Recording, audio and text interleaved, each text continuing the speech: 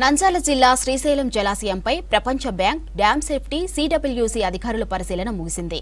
ఇక యాంటీ జలాస్కి ప్రపంచ bank technical experts తో పాటు ముక్కల రమేష్, రాజగోపాల్, సిడబ్ల్యూసీ సేలం ఆధ్వర్యంలో 2 రోజులుగా అబ్జర్వేషన్ కొనసాగింది. ఈ డ్యాంకు సంబంధించిన అంశాలు, పనితీరును జలాశయ అధికారులు వివరించారు. డ్యాం మరమ్మతులకు మొదటి ఫేజ్ కింద 103 కోట్లకు బ్యాంకు ప్రతినిధులు ఆమోదం తెలిపినట్లు జలాశయం ఆఫీసర్లు తెలిపారు. ఈ నవంబర్లో టెండర్లు పిలవనున్నట్లు చెప్పారు అధికారులు. మరో 3 ఏళ్ల తరువాత డ్యాం పూడికితీత పనులపై దృష్టి సారిస్తామన్నారు డ్యామ్ సేఫ్టీ అధికారి నూతన కుమార్.